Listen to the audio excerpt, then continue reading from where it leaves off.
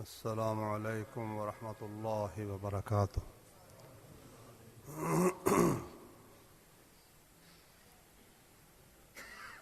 ان الحمد للہ نحمده ونستعینه ونستغفره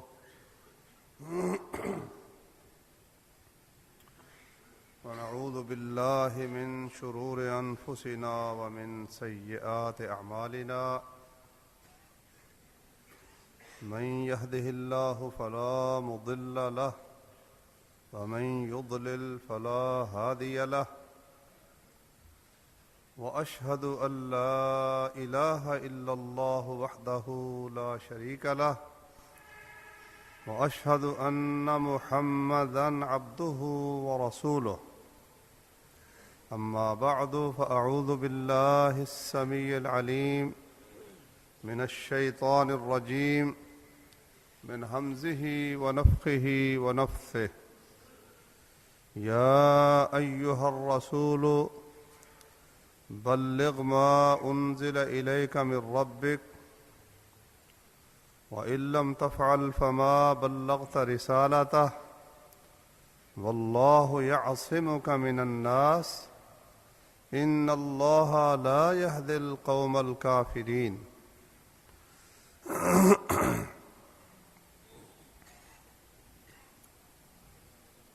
محترم بھائیوں اور بہنوں، اللہ تبارک و تعالی نے ہم پر جو بے شمار احسان فرمائے ہیں، ان میں سے بہت بڑا احسان بغیر کسی تکلیف اٹھائے کہ اسلام کی نعمت کا حاصل ہونا ہے۔ نہ ہم نے کوئی محنت کی، نہ کسی آزمائش میں پڑے، نہ گھروں سے نکالے گئے، نہ جائیدادوں سے بے دخل کیے گئے، نہ کولوں پہ لٹایا گیا، نہ ریت پر گھسیٹا گیا، اللہ اکبر، نہ گھر بار چھینے گئے۔ اللہ نے اپنے فضل و کرم سے بغیر کسی آزمائش کے ہمیں اسلام کی نعمت عطا فرمائی۔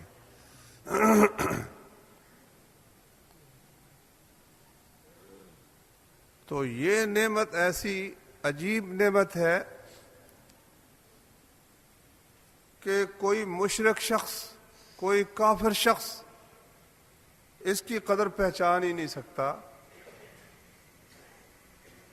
رسول کریم صلی اللہ علیہ وسلم نے فرمایا، ذاق طعم الایمان من رضی باللہ ربا وبالاسلام دینا وبمحمد نبیا صلی اللہ علیہ وسلم۔ ایمان کا ذائقہ اس شخص نے چکھ لیا جو اللہ کے رب ہونے پہ راضی ہے، اسلام کے دین ہونے پہ راضی ہے، اور محمد صلی اللہ علیہ وسلم کے نبی ہونے پر راضی ہے۔ اسلام کی لذت سے یہ شخص آشنا ہے، اس نے یہ لذت حاصل کر لی۔ میرے بھائیوں، اللہ کے رب ہونے کا مطلب کیا ہے؟ کہ اللہ تعالیٰ کے ہوتے ہوئے اس کو کسی دوسرے رب کی، جو اس کی پرورش کرے، اس کی ضرورتیں پوری کرے، جس کے سامنے وہ ہاتھ پھیلائے، جو اس کا داتا ہو، جو اس کا دستگیر ہو، جو غریب نواز ہو، جو گنج بخش ہو، اللہ کے ہوتے ہوئے نہ اسے کسی داتا کی ضرورت ہے، نہ دستگیر کی ضرورت ہے، نہ گنج بخش کی ضرورت ہے، نہ کسی غریب نواز کی ضرورت ہے۔ اللہ کے ہوتے ہوئے اس کو کسی اور کی ضرورت نہیں ہے۔ اور جسے اللہ تعالیٰ کے ساتھ اور غریب نوازوں کی ضرورت باقی رہتی ہے، داتاؤں کی ضرورت باقی رہتی ہے، گنج بخشوں کی ضرورت باقی رہتی ہے، لاکھ کلمہ پڑھتا رہے، اسلام کی لذت سے آشنا نہیں ہو سکتا کہ اسلام کیا چیز ہے اور ایمان کیا چیز ہے۔ ایمان کی لذت اسے حاصل نہیں ہو سکتی۔ اسی طرح اگر اس کے دل میں یہ خیال آتا ہے کہ میں کہاں پیدا ہو گیا، دیکھو عیسائی دنیا کے اندر غالب ہیں، کمیونسٹ جو ہیں کتنا علاقہ ان کے پاس ہے، تو میں کن غریب اور یہ محکوم قوم کے اندر پیدا ہو گیا؟ میرے بھائی اس کو اسلام کی لذت کیسے حاصل ہو سکتی ہے؟ سوچنا اسے یہ چاہیے کہ اتنی ترقیوں کے باوجود یہ ساری قومیں جنہوں نے لوہے کو ہوا میں اڑا دیا ہے، جنہوں نے ایٹم بم ایجاد کیے ہیں، اور دنیا کی عجیب و غریب کیلکولیٹر سے لے کر کمپیوٹر تک جنہوں نے ایجاد کر دیا ہے، حساب و کتاب کی اتنی ماہر ہے جس کی حد نہیں ہے، ان میں سے کچھ لوگوں کا حال یہ ہے کہ وہ اتنی موٹی بات ماننے اور جاننے کے لیے تیار نہیں ہے کہ ہمیں کوئی بنانے والا بھی ہے۔ وہ کہتے ہیں ہمیں کسی نے بنایا ہی نہیں، ہم خود بخود بن گئے ہیں۔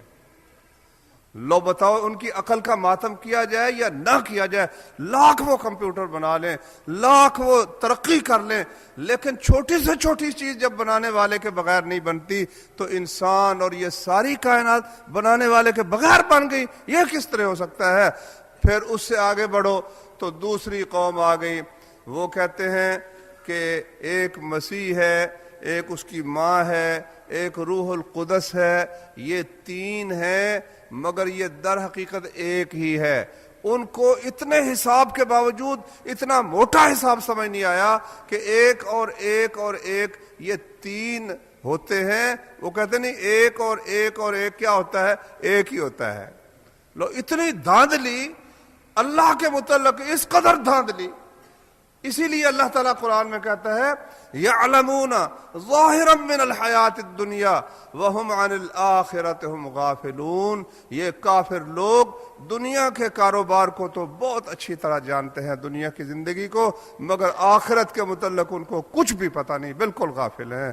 تو پروردگار کا شکر ہے جس نے اپنے فضل و کرم سے اپنی پہچان ہمیں نصیب فرمائی، پھر ہمیں یہ سمجھ عطا فرمائی کہ میں اکیلا ہی اس کائنات کو چلانے والا ہوں۔ اگر دو ہوتے تو یہ کائنات کبھی کی آپس میں ٹکرا کر فنا ہو جاتی اور یہ زمین و آسمان باقی نہ رہ جاتے۔ یہ اس پاک پروردگار نے ہمیں اس کی سمجھ عطا فرمائی۔ اس پر اللہ تعالیٰ کا شکر ادا کیا کرو۔ قومیں جب بھٹکنے لگتی ہیں اس حد تک بھٹک جاتی ہیں، جیسا کہ ہندوؤں کو دیکھ لو کہ وہ اللہ تعالیٰ سے جب ہٹے ہر چیز میں ان کو خدا نظر آنے لگا۔ پیپل بھی خدا ہے اور دریا بھی خدا ہے اور سانپ بھی خدا ہے اور بندر بھی خدا پوجا کے قابل ہے، حتیٰ کہ انسانی عضو جو ہے اس کی بھی انہوں نے پرستش اور پوجا شروع کر دی۔ کوئی حد ہے پستی کی، اس قدر کمین کی، اس قدر ذلت کہ کائنات کو پیدا کرنے والے کو چھوڑ کر بندروں کی پرستش ہو رہی ہے اور اسی طرح سانپوں کی پرستش ہو رہی ہے۔ تو اللہ کا شکر ادا کیا کرو جس نے ہمیں اپنی پہچان عطا فرمائی کہ ہمارا پیدا کرنے والا ایک، ہمیں روزی دینے والا ایک، اس کائنات کا مالک ایک۔ ہم اللہ کے رب ہونے پر راضی ہیں اور اسلام کے دین ہونے پر راضی ہیں۔ اگر کوئی آزمائش ہے ہماری بدعملی کی وجہ سے ہے، اگر ہم اللہ اور اس کے رسول کے احکام پر قائم ہو جائیں، یہ کافر بیچارے تو کچھ بھی نہیں اللہ کے فضل و کرم سے۔ اسی طرح اسلام کے دین ہونے پر راضی ہونے کا مطلب یہ ہے، ہاں محمد صلی اللہ علیہ وسلم کے نبی ہونے پر راضی ہونے کا مطلب یہ ہے کہ ان کے ہوتے ہوئے کسی اور سے ہمیں رہنمائی لینے کی ضرورت نہیں ہے۔ جو شخص یہ کہتا ہے کہ دین میرا تو اسلام ہے لیکن میری معیشت اور کاروبار جو چلاؤں گا میں وہ سوشلزم پر چلاؤں گا اور سیاست جو کروں گا تو کفار کے طریقے جمہوریت پر کروں گا، وہ اسلام کی لذت سے آشنا ہو سکتا نہیں ہے۔ وہ محمد صلی اللہ علیہ وسلم کو نبی پوری طرح اس نے کیا مانا؟ یعنی اس کے پیشوا تو کسی چیز میں کوئی پیشوا ہے، کسی چیز میں اس کا کوئی پیشوا ہے۔ تو یہ دیکھو حدیث کیسی جامع ہے کہ اسلام کی لذت کے اسلام میں کیا خوبیاں ہیں، کیا لطف ہے۔ اس لطف سے وہ شخص واقف ہوگا جو اسلام کا ہی ہو کر رہ جائے، باقی ہر ایک سے کٹ جائے، اللہ کے علاوہ کسی کو رب نہ مانے، اسلام کے علاوہ کسی دین کی طرف نگاہ اٹھا کر نہ دیکھے، اور محمد صلی اللہ علیہ وسلم کے ہوتے ہوئے کسی اور کی طرف اپنی نسبت کہ میں جی فلاں فرقے سے تعلق رکھتا ہوں، میں فلاں سے تعلق رکھتا ہوں، ہوں، میں فلاں سے تعلق رکھتا ہوں۔ اگر فلانوں سے تعلق رکھنا ہے پھر محمد صلی اللہ علیہ وسلم کو تو نے کیا مانا کہ تو وہ بات حضرت محمد کی اگر مانے جو دوسرا فلانا کہتا ہے تو پھر نبی کی تو نے قدر کیا ڈالی؟ میرے بھائیوں، اتنی بڑی نعمت اللہ نے جو مسلمانوں کو عطا فرمائی، اس کے ساتھ ہی اللہ نے نبی صلی اللہ علیہ وسلم کو ایک حکم دیا جو میں نے شروع میں آیت پڑھی ہے۔ فرمایا اے رسول، جو کچھ تیری طرف نازل کیا گیا نا یہ لوگوں تک پہنچا دو۔ وَإِن لَّمْ تَفْعَلْ، اگر تم نے یہ کام نہ کیا، فَمَا بَلَّغْتَ رِسَالَتَهُ، تو تم نے اللہ کی رسالت کا حق ہی ادا نہیں کیا۔ اللہ نے اپنے نبی پر فرض فرما دیا کہ جو کچھ اللہ نے حکم دیا ہے وہ آگے لوگوں تک پہنچا دو۔ ام المومنین عائشہ صدیقہ رضی اللہ عنہ فرماتی ہیں، جو شخص یہ کہے کہ محمد صلی اللہ علیہ وسلم نے اللہ تعالیٰ کی نازل کی ہوئی کوئی چیز چھپا لی تھی، یہ آپ پر بہت بڑا بہتان باندھ رہا ہے، کیونکہ اللہ فرماتا ہے کہ اے رسول جو کچھ تیری طرف نازل کیا گیا وہ لوگوں کی طرف پہنچا دے، اور اگر ایسے تو نے نہ کیا تو تو نے اللہ کی رسالت کا حق ہی ادا نہیں کیا۔ تو کس طرح ہو سکتا ہے کہ اللہ تو یہ فرمائے لیکن نبی کریم صلی اللہ علیہ وآلہ وسلم وہ چھپا کے بیٹھ جائیں یا سستی کی وجہ سے نہ پہنچائیں؟ یہ ممکن ہی نہیں۔ جو کچھ تھا اللہ کے نبی نے صلی اللہ علیہ وسلم لوگوں تک پہنچا دیا۔ پھر اس کے بعد حکم دیا ہر سننے والے کو، فرمایا لِيُبَلِّغِ الشَّاهِدُ الْغَائِبَ، جو یہاں موجود ہے میری بات سن رہا ہے وہ آگے لوگوں تک پہنچا دے۔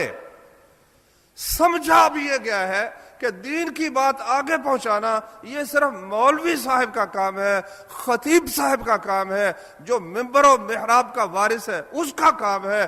ہمارا کام یہ ہے کہ ہم دکانداری کریں، ہم کھیتی باڑی کریں، ہم ملازمت کریں، ہم کمائی کر کے مسجد کے اخراجات پورے کریں اور مولوی صاحب کی ضروریات کا خیال رکھیں۔ باقی اللہ کے دین کی بات پہنچانا یہ تو مولوی صاحب کا کام ہے۔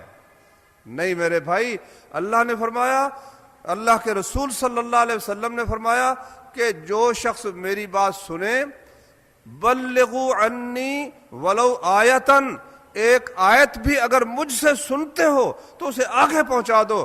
دیکھو صحابہ کرام میں سے چند لوگ تو ایسے تھے جنہوں نے زیادہ عرصہ نبی صلی اللہ علیہ وسلم کے ساتھ گزارا، ورنہ اکثر وہ تھے جو کوئی 1 دن آپ کے ساتھ رہا، کوئی 10 دن رہا، کوئی 20 دن رہا۔ ان 10 دنوں میں انہوں نے جو بات سنی، اس ایک لمحے میں انہوں نے جو رسول اللہ صلی اللہ علیہ وسلم سے سنا وہ آگے انہوں نے لوگوں تک پہنچا دیا۔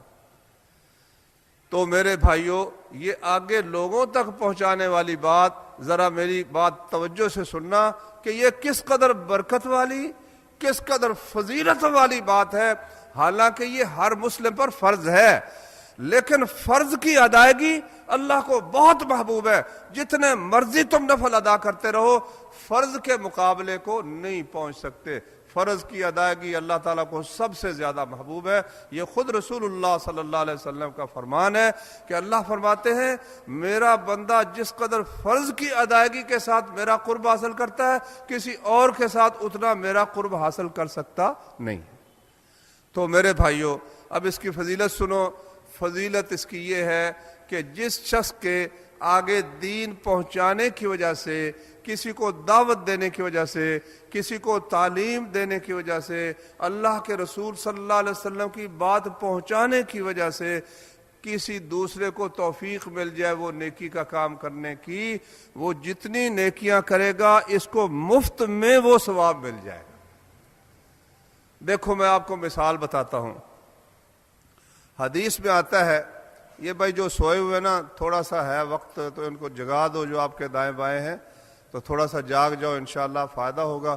آپ بھی یاد کوئی حدیث رسول اللہ صلی اللہ علیہ وسلم کی یاد ہو جائے گی، سن لیں گے، دہرائی ہو جائے گی انشاءاللہ، تو اس میں بڑی برکت ہے۔ یہ بھائی کو تھوڑا سا ہلا دو، بھائی جان یہ تو اس طرح تو سو جاتا ہے بندہ، آپ کو جگا دے تھوڑی سی، تو تھوڑے سے جاگ جاؤ بھائی۔ نبی کریم صلی اللہ علیہ وسلم نے فرمایا کہ فرشتے آئے میرے پاس تو وہ کہنے لگے کہ اس کو اس کی امت کے لوگوں کے ساتھ ان کا وزن کرو۔ وزن کرنے لگے، ایک طرف مجھے بٹھا لیا، ایک طرف 2 بندے ڈالے، ان کا پلڑا اوپر چلا گیا، پھر 10 ڈالے، پھر 1000 ڈالے، تو پھر فرشتہ دوسرے سے کہنے لگا کہ اگر پوری امت ایک پلڑے میں ڈال دو گے تب بھی یہ ان سے بھاری رہیں گے۔ یہ ہمارے نبی صلی اللہ علیہ وسلم کی یہ خوبی اور فضیلت اللہ نے بخشی ہے۔ کیوں بخشی ہے؟ بندہ تو ایک تھا، امت محمد کا شمار ہی نہیں، اربوں خربوں، 1425 برس تو ہجرت کو ہو گئے، اس سے پہلے بھی 13 برس نبوت کے تھے، اور اللہ جانتا ہے قیامت کب قائم ہوگی، اور ہر سال آپ دیکھیں اربوں مسلمان ہیں ماشاءاللہ۔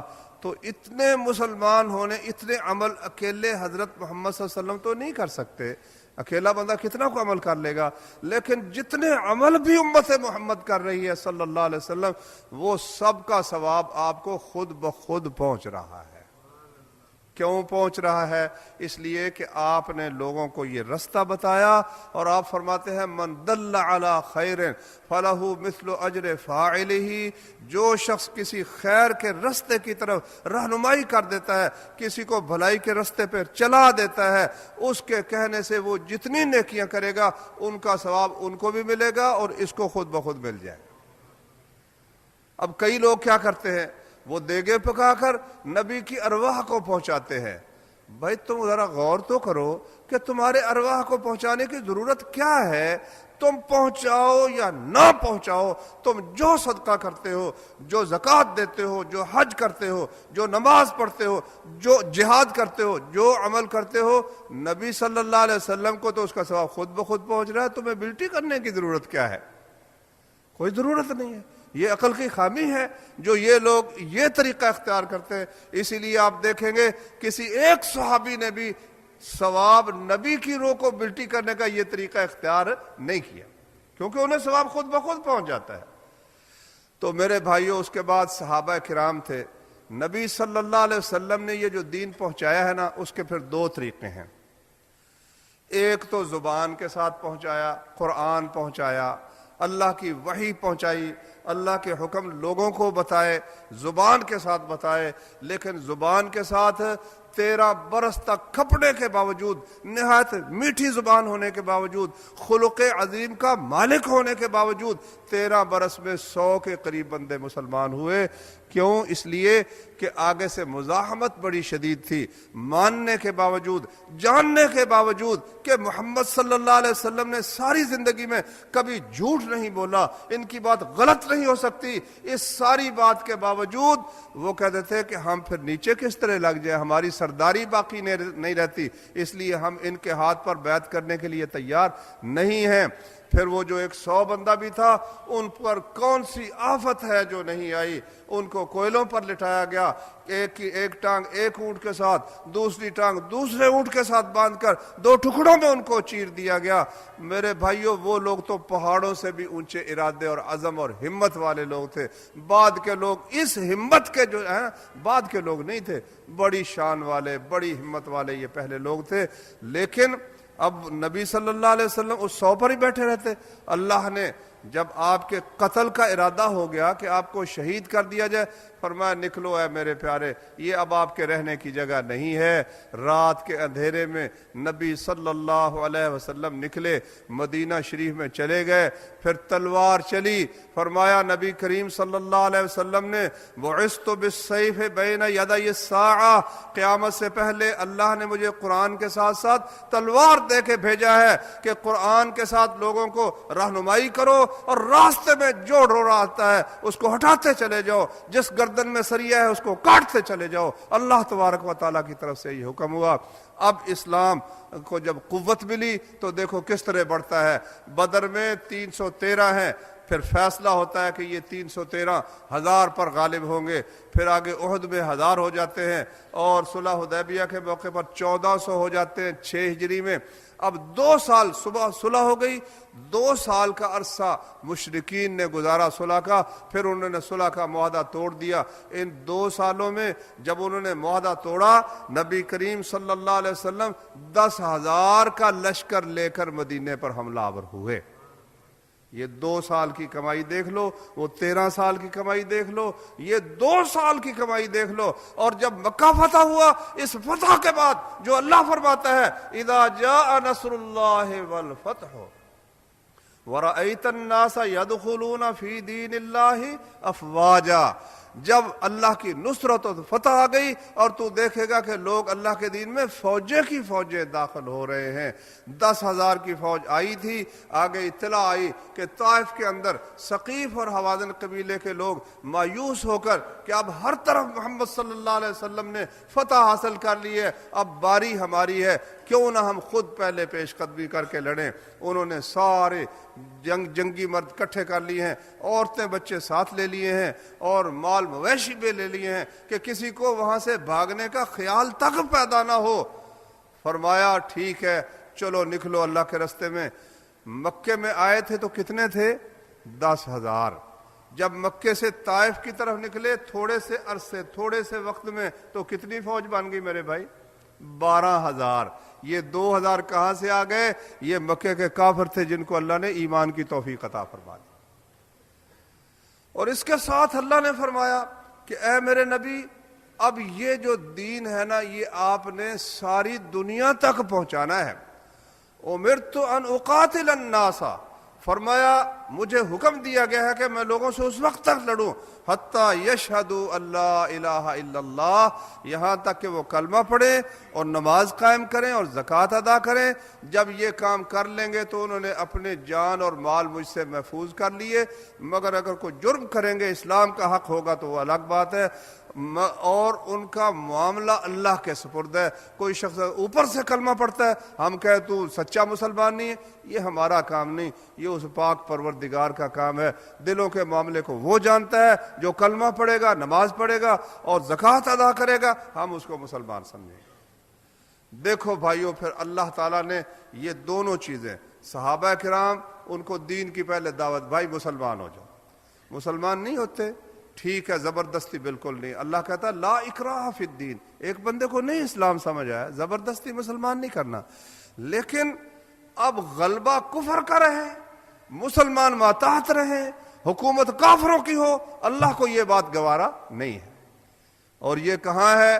یہ سورہ توبہ میں اللہ نے 10ویں پارے میں فرمایا قاتل الذین لا یؤمنون باللہ ولا بالیوم الآخر، لڑائی کرو ان لوگوں سے جو اللہ اور یوم آخرت پر ایمان نہیں رکھتے، جو چیزیں اللہ اور اس کے رسول نے حرام کی ہیں ان کو حرام نہیں سمجھتے. اللہ نے سود حرام کیا، وہ سود کو جائز قرار دیتے ہیں، دنیا بھر میں سود پھیلانے پہ لگے ہوئے ہیں. اللہ نے خنزیر حرام کیا، وہ خنزیر کھاتے ہیں. اللہ تعالیٰ نے زنا حرام کیا، زنا ان کے دن رات کا کام ہے. قوم لوط کا عمل اللہ نے حرام کیا، وہ قوم لوط کو اپنا قانونی حق تصور کرتے ہیں. اللہ نے غیر کے آگے جھکنا منع فرمایا، ان کا سارا جھکنا ہی اللہ کو چھوڑ کر غیروں کے آگے ہے. فرمایا ان سے لڑو، خواہ یہودی ہوں کہ ہمارے پاس کتاب موجود ہے. فرمایا بے شک کتاب موجود ہے لیکن وہ بدل چکی ہے. وہ آسمان والی کتاب ہوتی تو حضرت محمد کے ہاتھ پر بیعت کر لیتے صلی اللہ علیہ وسلم. فرمایا ان سے لڑو. کب تک لڑو؟ حتیٰ یعطوا الجزیۃ عن ید، یہاں تک کہ اپنے ہاتھوں سے جزیہ دیں، وہم صاغرون، اور وہ تمہارے ماتحت ہو کر زندگی بسر کریں. یہ اللہ کا حکم ہے. اب صحابہ کرام ان کو کہتے بھائی مسلمان ہو جاؤ تو تم ہمارے بھائی ہو. اللہ اکبر، تم ہی حکومت کرو، ہمیں کچھ نہیں چاہیے، اپنا معاملہ سنبھالو. لیکن اگر مسلمان نہیں ہوتے پھر حکومت تمہاری ختم، ہماری حکومت مانو، حفاظت ہم کریں گے، تم ہمیں جزیہ دو. اگر یہ بھی نہیں تو پھر لڑنے کے لیے تیار ہو جاؤ. تو میرے بھائی آپ دیکھیں کچھ لوگ ایک عجیب بات کرتے ہیں، کہتے ہیں دیکھو بھائی آپ لوگ کافروں کو مار رہے ہیں، گولیاں مار مار کر جہنم رسید کر رہے ہیں، ہم لوگ ان کو دعوت کی میٹھی گولی دیتے ہیں جس کے ساتھ وہ جنت میں جاتے ہیں. اللہ اکبر. نبی پاک صلی اللہ علیہ وسلم نے علی رضی اللہ عنہ کو جو خیبر میں بھیجا تھا ان کو کہا کہ یاد رکھو سب سے پہلے جا کے اسلام کی دعوت دینا، ایک بندے کو بھی ہدایت ہو جائے تو سرخ اونٹوں سے تمہارے لیے بہتر ہے. اچھا بھائی اب وہ وقت ہے، یہ پاکستان کا خالد ہے، یہ ہند کا خالد ہے. کہتے ہیں رستم، اس چوڑے کے متعلق کہتے ہیں جس بیچارے کی کچھ حیثیت نہیں تھی، ڈر گیا اور ڈر کر کہتا ہے جب یہ 3 چیزیں پیش کی نا، کہتا ہے جی ہمیں کچھ وقت چاہیے، مہلت چاہیے۔ کہا کتنی مہلت چاہیے؟ کہتا ہے مہلت اتنی چاہیے کہ ہم اپنے بادشاہ سے پیچھے خط و کتابت کریں گے اور پھر وہاں سے جواب آئے گا، پھر آپ کو بتائیں گے کہ ہم مسلمان ہوتے ہیں یا نہیں ہوتے، جزیہ دیتے ہیں یا نہیں دیتے، لڑتے ہیں یا نہیں لڑتے، بعد میں ہم آپ کو بتائیں گے۔ امیر لشکر نے کہا نا بھائی جان، بات یہ ہے 3 دن کی مہلت ہے آپ کے پاس، 3 دن میں فیصلہ کر لو، اگر محتاط ہوتے ہو محتاط ہو جاؤ، مسلمان ہوتے ہو مسلمان ہو جاؤ، ورنہ لڑنے کے لیے تیار ہو جاؤ۔ تو میرے بھائیو اس کی برکت تھی کہ اللہ تعالیٰ کے پیغمبر صلی اللہ علیہ وسلم نے فرمایا میرے لیے زمین تہہ کر دی گئی مشرق سے لے کر مغرب تک، اور مجھے جہاں تک میری امت کا ملک پہنچے گا اللہ نے مجھے وہ سارا دکھا دیا۔ دیکھو اللہ کی شان، حافظ ابن حزم فرماتے ہیں کہ رسول کریم صلی اللہ علیہ وسلم کے اس فرمان کے مطابق جنوب و شمال کی طرف ہمارا علاقہ مسلمانوں کا کم پھیلا ہے، اتنا نہیں پھیلا جس قدر مشرق و مغرب کی طرف پھیلا ہے۔ لو چلتے چلے جاؤ، سعودی عرب سے چلے آگے ایران ہے، عراق ہے، ترکی ہے، اور پاکستان ہے، افغانستان ہے، یہ علاقہ سارا ازبکستان اور تاجکستان اور جتنے علاقے 5 ملک جو پاکستان سے بھی 2 3 گنا، ترکستان چین تک چلا گیا سلسلہ، ادھر پاکستان ہے، ہندوستان ہے، اس کے ساتھ بنگلہ دیش ہے، آگے انڈونیشیا ہے، ملائیشیا ہے، کہاں تک مسلمانوں کی حکومت چلی گئی۔ اور مغرب میں پرلی طرف مصر ہے، جناب لیبیا ہے، اور اسی طریقے سے مراکش ہے مغرب کی طرف، اور افریقہ کے ممالک جہاں آگے سمندر کا وہ علاقہ آ جاتا ہے جہاں کوئی گاڑی نہیں جا سکتی، دلدلی علاقہ ہے، کشتی نہیں جا سکتی، جہاں جا کر ذوالقرنین بھی رک گیا تھا، وہاں جا کر امت محمد صلی اللہ علیہ وسلم کی حکومت وہاں تک پہنچ گئی۔ یہ اللہ تعالیٰ کا فضل و کرم ہے۔ پھر اب دیکھو، اب صورتحال مسلمانوں کی جو ہے وہ آپ بھائیوں کے سامنے ہے۔ تو یہ اسلام کی سربلندی کافر کو بہت کھٹکتی ہے۔ اس وقت دنیا بھر کے کافر اس بات سے سخت پریشان ہے کہ کمیونزم کا تو زوال ہو گیا، اب کوئی چیلنج کرنے والی اگر قوت موجود ہے تو وہ اسلام ہے۔ عیسائیت کو چیلنج کرنے والی قوت، سوشلزم کو چیلنج کرنے والی قوت، ہندو مذہب کو چیلنج کرنے والی قوت صرف اور صرف اسلام ہے میرے بھائیوں۔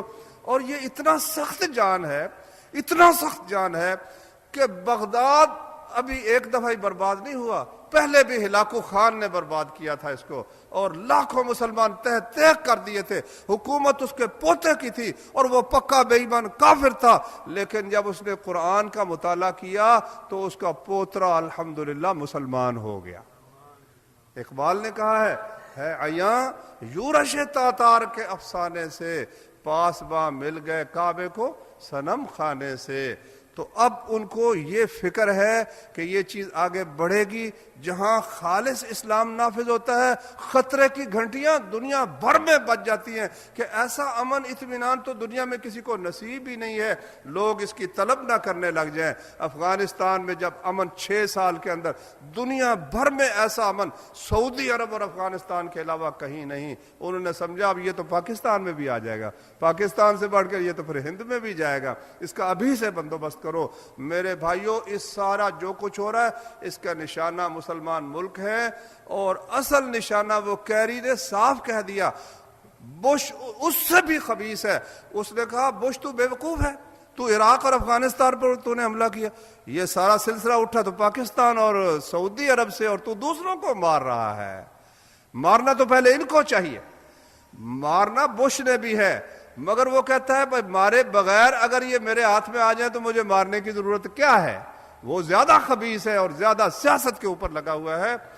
تو میرا عرض کرنے کا مطلب یہ ہے کہ یہ جو اللہ تعالیٰ کی نعمت مسلمانوں کو اللہ تعالیٰ نے عطا فرمائی ہے، یہ جو جرأت ہے، یہ جو اٹھنا ہے، کافروں کا مقابلہ کرنا ہے۔ عراق میں کافر پریشان، اللہ کا شکر ہے، افغانستان میں کافر پریشان، کشمیر میں کافر پریشان، شیشان میں کافر پریشان۔ یہ 2 ادارے ایسے ہیں جو کافر کو بہت تکلیف دے رہے ہیں۔ ان میں سے ایک ادارہ تو یہ لڑنے والوں کا ادارہ ہے، اس لیے کہ حکمران کہتے ہیں ہم صلح کرتے ہیں، یہ کہتے ہیں ہم اللہ کے حکم کے علاوہ کسی کا حکم مانتے نہیں، ہماری کافر سے صلح ہے ہی نہیں، تم لاکھ صلح کرتے رہو، ہماری لڑائی ہے۔ وہ کہتے ہیں ایٹم کا مقابلہ نہیں ہو سکتا، اس نے کہا ایٹم کا مقابلہ کیوں نہیں ہو سکتا؟ انسان سے خطرناک ہتھیار تو دنیا میں آج تک ایجاد نہیں ہوا، اگر دیکھنا ہو تو جاؤ جا کر دیکھ لو ورلڈ ٹریڈ سینٹر کو، اسامہ نے کیا بات کہی۔ یہ اتنا جھوٹ بولتے ہیں کافر، اتنا جھوٹ بولتے ہیں، قسم اللہ پاک کی جس کی حد نہیں، ہیلی کاپٹر برباد ہو جاتا ہے، کہتے ہیں امریکی جو تھا نا بندہ وہ مرا ہی کوئی نہیں، ہیلی کاپٹر مر گیا، تباہ ہو گیا، گاڑی اڑ گئی، بندے بالکل جانی نقصان ہوا ہی نہیں، ہر طرح جھوٹ ہی جھوٹ، ہزاروں جنازے چلے گئے، لوگ روزانہ ان کی لاشیں اٹھتی ہے، کہتے ہیں نہیں کوئی نقصان جانی کوئی نہیں ہوا۔ اور ورلڈ ٹریڈ سینٹر کے متعلق اتنا جھوٹ بولا، حالانکہ خود بتایا جب یہ واقعہ ہوا تھا نا، یہاں ایک میٹنگ ہو رہی تھی، ایک بنا ہوا تھا صاحبان سا، ایک میٹنگ ہو رہی تھی، تو ایک صاحب آئے، اس نے کہا یار ایک عجیب خبر آئی ہے کہ ورلڈ ٹریڈ سینٹر سے 2 جہاز جا کے ٹکرا گئے ہیں۔ لو جی، مسلمانوں کو تو خوشی ہونی تھی کہ کافروں کے ساتھ یہ سلوک ہوا ہے۔ اچھا، تو وہ جو عمارت تھی نا، اس وقت خود ان کے اخباروں نے لکھا 110 منزلہ عمارت تھی، اور ایک وقت میں اس کے اندر 50,000 بندہ کام کرتا تھا، 50,000 بندہ، اور روزانہ اس میں 1,00,000 آدمی آتا جاتا تھا۔ انہوں نے، اور وہ جب جہاز لگا ہے، بھائیوں نے تصویر دیکھی ہوگی کس طرح اس میں سے بندہ بچا کوئی نہیں اللہ کے فضل و کرم سے، لیکن انہوں نے کیا رپورٹ شائع کی، کبھی کہا جی 1,000 آدمی ہمارا مر گیا، کبھی کہا جی 4,000 آدمی ہمارا مر گیا۔ تو پاگل کیوں ہو گئے ہو؟ اسامہ کی اب آئی ہے کیسٹ ماشاءاللہ، انہوں نے کہا 1 سال میں ہم پکڑیں گے زندہ یا مردہ، 3 سال دندنا رہا ہے الحمدللہ، خبریں بھی اس کی آ رہی ہیں، تقریریں بھی اس کی آ رہی ہیں۔ اس نے کہا او امریکیوں، ہم یہ نہیں چاہتے تھے کہ تمہیں ہم ماریں اس طرح سے، لیکن ہمیں سوڈان میں دیکھو، تم نے ہماری آبادیوں پر بم برسائے، کروز میزائل برسائے، اس کے افغانستان کے اندر ہماری آبادیاں ویران ہوں گی، ہمارے بندے قتل ہوں گے، ہماری عورتیں بچے ماری جائیں گی، تو پھر تمہیں بھی امن اطمینان سے دنیا میں رہنا نصیب نہیں ہو سکتا۔ کہتا ہے دیکھو کہاں گئے وہ تمہارے بھیڑوں کے رکھوالے، بکریوں کی رکھوالی کرنے والے، 50,000 آدمیوں کو بے یار و مددگار چھوڑ کر کدھر چلے گا وہ تمہارا سارا نظام؟ اگر تم باز نہ آئے پھر ہم دوبارہ تمہارے ساتھ اسی طرح کریں گے۔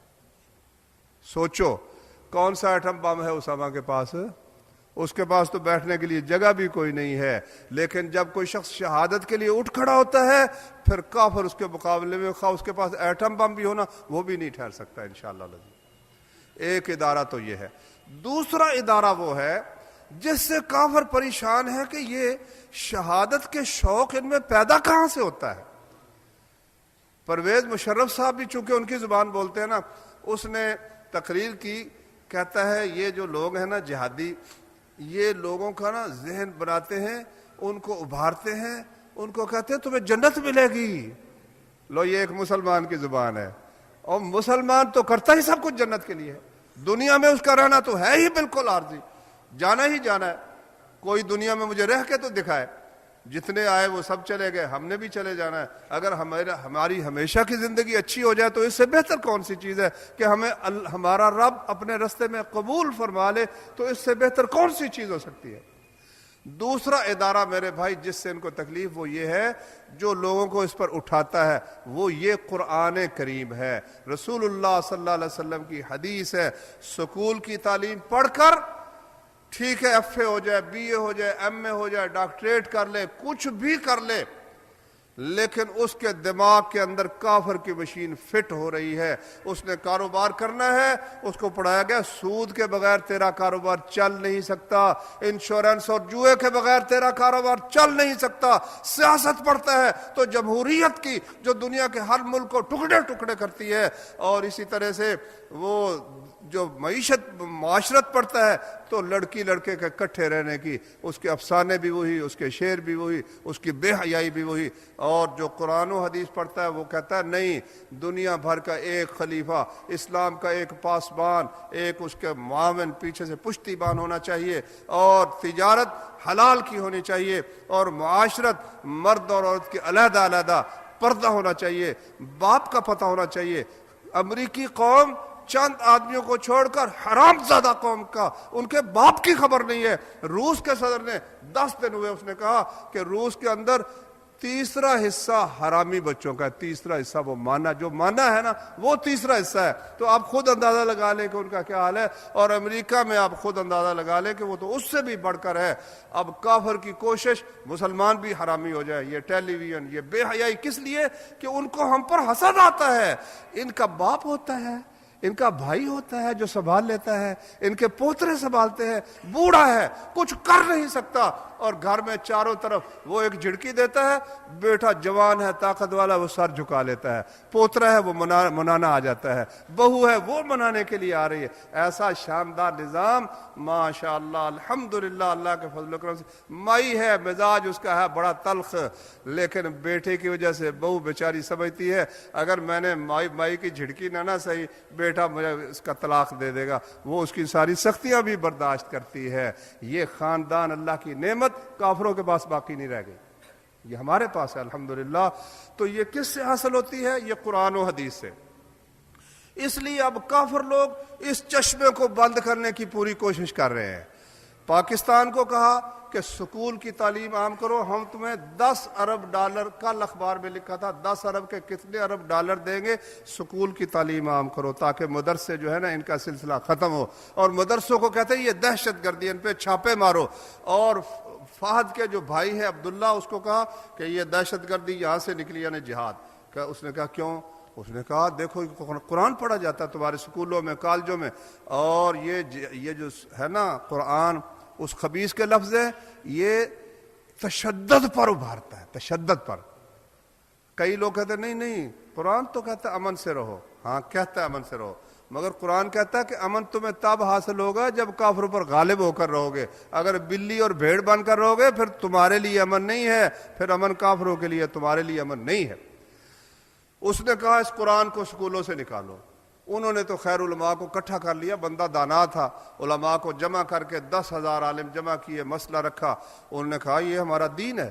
اس نے صاف کہہ دیا کہ بش صاحب یہ ہمارا دین ہے، میں مجبور ہوں، آخر میری رعایا بھی ہے، میں کس طرح حکومت کر سکتا ہوں اگر ان کی مخالفت کروں، ہم یہ نہیں نکال سکتے۔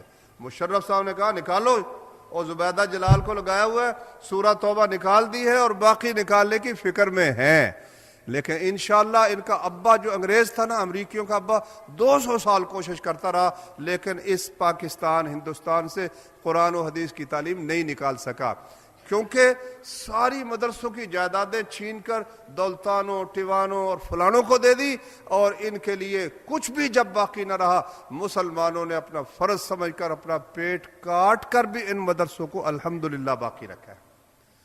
تو میرے بھائیوں، میں آپ سے یہ درخواست کرتا ہوں کہ آپ اور ہم سب مل کر یہ جو کافر کی سازش ہے اس کو کامیاب ہم نے ہونے دینا نہیں ہے، بلکہ ہم خود بھی قرآن و حدیث کی تعلیم حاصل کریں گے۔ ہمارے بچے جو BA کر چکے ہیں، MA کر چکے ہیں، لطف تو یہ ہے نا کہ دنیا کی تعلیم جس نے حاصل کی ہے وہ دین کی تعلیم حاصل کرے۔ وہ صرف ایسے مولوی سے جو صرف دین کی تعلیم ہے اس کے پاس، اس سے بہت زیادہ اللہ کے دین کا کام کر سکتا ہے۔ کیوں؟ اس لیے کہ وہ دوسری تعلیم بھی جانتا ہے۔ حضرت عمر رضی اللہ عنہ نے فرمایا کہ جب تک تم کفر کو جانتے پہچانتے رہو گے کہ کفر کیا کہتا ہے، اس وقت تک اسلام کو خطرہ ہی کوئی نہیں۔ جاہلیت کو پہچاننے والے جب تک باقی رہیں گے کہ جاہلیت کیا کہتی ہے، کفر کیا کہتا ہے، اسلام کو کوئی خطرہ نہیں۔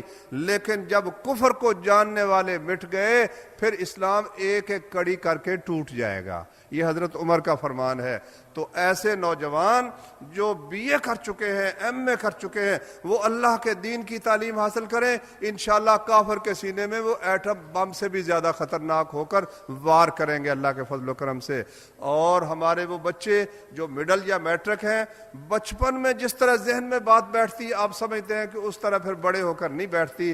تو میں آپ بھائیوں کو یہ اور اپنی بہنوں کو بھی یہ ترغیب دیتا ہوں کہ اب رمضان شریف کے بعد ہمارے مدارس شروع ہو رہے ہیں، سارے دینی مدارس کا۔ یہ دوسروں کا تو ہوتا ہے جنوری فروری کے لحاظ سے مارچ میں شروع ہوتے ہیں یا جنوری میں شروع ہوتے ہیں، ہمارے دینی مدارس وہ شروع ہوتے ہیں شوال میں، رمضان کے بعد 6 دن کو شروع ہوگا، کوئی 10 دن کو 15 دن۔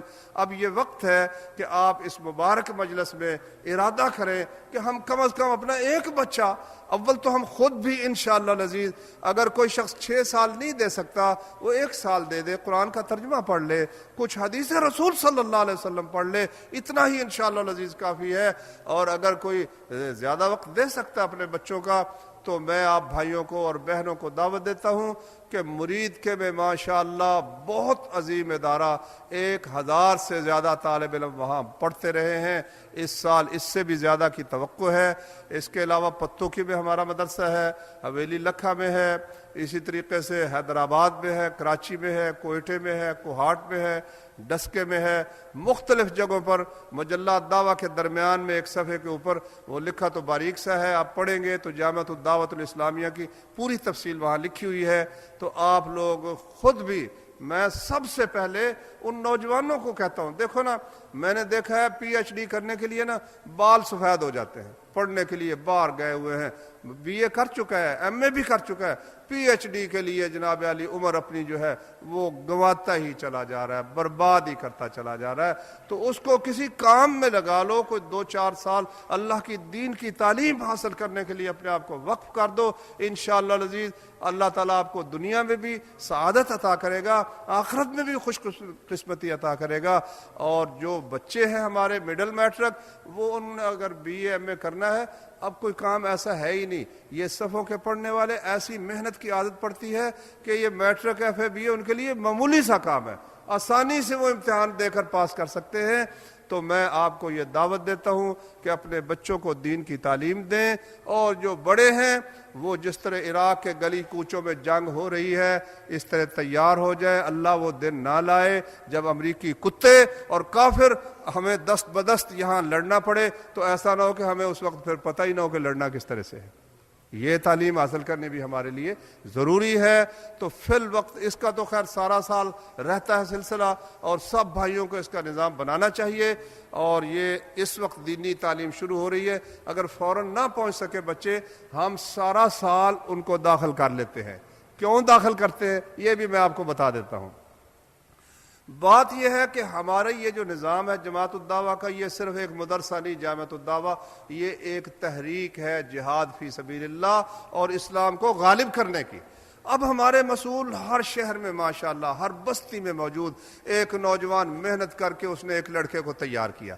اس کو تیار کرنا معمولی کام نہیں، اول تو وہ بچہ ہی تیار نہیں ہوتا، کہتا میرا مستقبل برباد ہو جائے گا، پھر اس کی ماں نہیں مانتی، باپ نہیں مانتا، ماں باپ مان جائے تو چچا نہیں مانتا، کوئی ماموں اڑ جاتا ہے، کہتا نہیں ہم نے بچے کو مولوی بنانا ہے۔ اب اس نے اتنی محنت کی، سب کو تیار کر کے بچے کو لے کر وہ مرید کے میں ہمارے پاس لے آیا۔ ہم نے کہا ہمارا تو داخلہ بند ہو چکا ہے، اب داخلہ بند ہو گیا، وہ گھر چلا گیا، وہ کب آئے گا؟ نہیں، ہمارا داخلہ کھلا ہی کھلا ہے اللہ کے فضل و کرم سے، جب آ جائے۔ لیکن بہتر یہ ہے کہ سال کے شروع میں آئے، بہتر یہ ہے۔ ویسے ہمارا نظام الحمدللہ ایسا ہے کہ شروع میں ہم 3 کلاسیں پہلی کی شروع کرتے ہیں، ایک بڑی عمر کے لڑکے، ایک درمیانے، ایک چھوٹے، الگ الگ سیکشن ہوتے ہیں۔ یہ پر جب ہو جاتے ہیں 30-40 لڑکے، پھر ہم دوسرا سیکشن شروع کر دیتے ہیں، تو وہ مہینے کے بعد، بلکہ پہلے تو 15-20 دن کے بعد شروع ہو جاتا ہے، یہ 8-8 10-10 سیکشن ماشاءاللہ بن جاتے ہیں۔ تو اس لیے اب اگر 6 مہینے کے بعد بھی کوئی بچہ آتا ہے تو نیا سیکشن اس کو بھی مل جاتا ہے الحمدللہ۔ لیکن ہے یہ کہ پھر اس کو اگلے سال میں بھی پھر پڑھنا پڑے گا پہلی کا کورس۔ اس لیے بہتر یہ ہے کہ اب یہ جو وقت ہے اس میں بچوں کو لے آئیں۔ اگر آپ کے بچے مڈل یا میٹرک کرنا چاہتے ہیں کروا لیں، ان کو ضائع نہ کریں، مڈل میٹرک کروا کر امتحان دلوا کر ان کو ہمارے پاس لے آئیں۔ اللہ تبارک و تعالی آپ بھائیوں کا سننا قبول فرمائے۔ ماشاءاللہ آپ نے دلچسپی سے سنا، اللہ تعالیٰ آپ کا یہاں اعتکاف، یہاں بیٹھنا آنا قبول فرمائے، اور ہم سب کو اپنی رضا کے کاموں کی توفیق عطا فرمائے۔ یہ کچھ سوال ہیں بھائی، کیا نفلی نماز میں مقتدی قرآن ہاتھ میں پکڑ کر سن سکتا ہے تراویح میں؟ ہاں بھائی سن سکتا ہے۔ صحیح بخاری میں ہے کہ حضرت عائشہ کا غلام تھا ذکوان، وہ قرآن سے پڑھتا تھا اور حضرت عائشہ اس کے پیچھے پڑھتی تھیں۔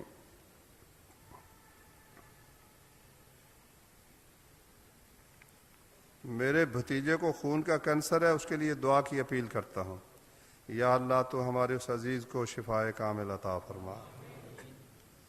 کیا وطروں کے بعد بیٹھ کر 2 نفل پڑھے جا سکتے ہیں؟ نبی صلی اللہ علیہ وسلم سے ثابت ہے، آپ نے وطروں کے بعد 2 نفل بیٹھ کر پڑھے ہیں، لیکن علماء یہ فرماتے ہیں کہ آپ نے فرمایا ہے کہ میں بیٹھ کر بھی پڑھوں تو مجھے پورا ثواب ہوتا ہے۔ ایک دفعہ آپ پڑھنے لگے نا بیٹھ کر، عبداللہ بن عمر پریشان کھڑے ہو کر ہاتھ رکھ لیا سر پر۔ آپ نے بعد میں پوچھا بھی تم پریشان کیوں، حیران کیوں ہو؟ کہا جی آپ نے کہا بیٹھ کر پڑھو تو آدھا ثواب ہوتا ہے، تو آپ بیٹھ کر پڑھ رہے۔ فرمایا مجھے پورا ثواب ہوتا ہے۔ تو اس سے علماء کہتے ہیں کہ بہتر یہ ہے کہ یہ 2 نفل بھی کھڑے ہو کر پڑھے۔ وہ اللہ تعالیٰ اس کے عذر کو جانتا ہے، انشاءاللہ العزیز وہ بیماری کا ثواب ہو سکتا ہے پوری نماز سے ہی زیادہ دے دے، تو یہ تو اللہ کا کام ہے نا۔ اگر والدین کہیں کہ داڑھی اتروا دو تو ان کو تم کہو کہ رکھو، یہ کون سی ایسی بات ہے؟ وہ کہتا ہے اترواؤ تم کو رکھو۔ ہاں جی، تو آج ایک بھائی نے ایک لطیفہ سنایا، کہتا میرا چچا مجھے کہنے لگا کہ سر کے بال مڈا دو تو 1 سیر دیسی گھی تمہیں ہر مہینے دے دیا کروں گا۔ میں نے کہا چچا تو حکا چھوڑ دے اور وہ دیسی گھی خود ہی کھا لیا کر، سمجھے نا۔ تو اگر وہ کہتے داڑھی اتروا دے تو آپ ان کو کہو کہ چچا ابا جی آپ داڑھی رکھ لیں، تو دعوت کا مقابلہ تو دعوت سے ہوتا ہے نا۔ باقی یہ نہیں کہ آپ اتروا دیں، باپ کی ایسی بات جو اللہ کے حکم کے خلاف ہے وہ ماننی جائز نہیں ہے۔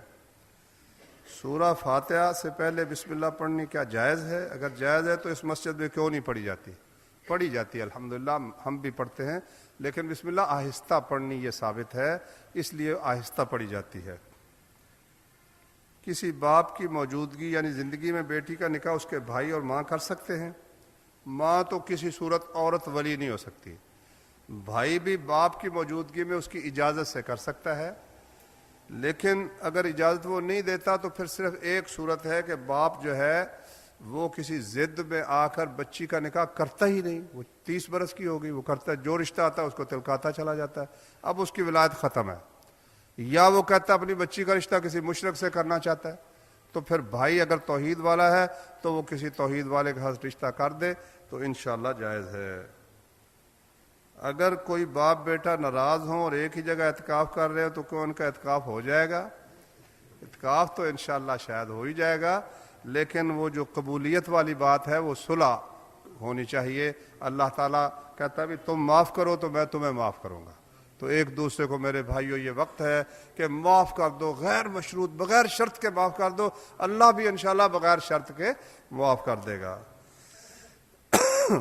عصر کی 4 سنت پڑھنا سنت ہے، ثابت ہے یا نہیں؟ ہاں بھائی صحیح حدیث ہے، اللہ کے رسول نے دعا کی کہ اللہ اس بندے پر رحم کرے جو عصر سے پہلے 4 رکعتیں پڑھے، تو یہ دعا اگر لینا چاہتا ہے تو پڑھ لے۔ مغرب کے بعد جو نفل اوابین پڑھے جاتے ہیں ان کی کیا حیثیت ہے؟ 2 رکعتیں مغرب کے بعد ثابت ہے، یہ جو 4 رکعتیں بعد میں پڑھتے ہیں اوابین، یہ حدیث اللہ کے نبی سے ثابت نہیں ہے۔ دعائے قنوت وطروں والی اور دعائے قنوت نازلہ میں کیا فرق ہے؟ وطر کی دعائے قنوت رکوع سے پہلے ادا کرنا کیسا ہے؟ ہم اس پر عمل کیوں نہیں کرتے؟ ہم تو بھی کرتے ہیں، وطر میں رکوع سے پہلے بھی ہم دعائے قنوت کر لیتے ہیں، تو پہلے بھی کر سکتا ہے بعد میں بھی۔ نازلہ کا مطلب ہے دشمن کے خلاف مصیبت کے وقت، یہ عموماً رکوع کے بعد کرتے تھے، عام قنوت وہ رکوع سے پہلے کرتے تھے، تو اب بھی اگر بعد میں بھی کر لیتا ہے، چونکہ دعا میں نازلہ قنوت بھی ہوتی ہے تو اس لیے وہ قنوت نازلہ کی وجہ سے وطروں میں بعد میں کر لیتے ہیں، اس میں انشاءاللہ کوئی حرج نہیں۔ کیا پرفیوم لگانا جائز ہے؟ ہاں انشاءاللہ جائز ہے، وہ ٹھیک ہے الکوہل ہے مگر وہ پی نہیں جاتی، لگتی ہے اور اڑ جاتی ہے، تو اس لیے اس کا انشاءاللہ کوئی حرج نہیں۔ سبحانک اللہم و بحمدک اشہد ان لا الہ الا انت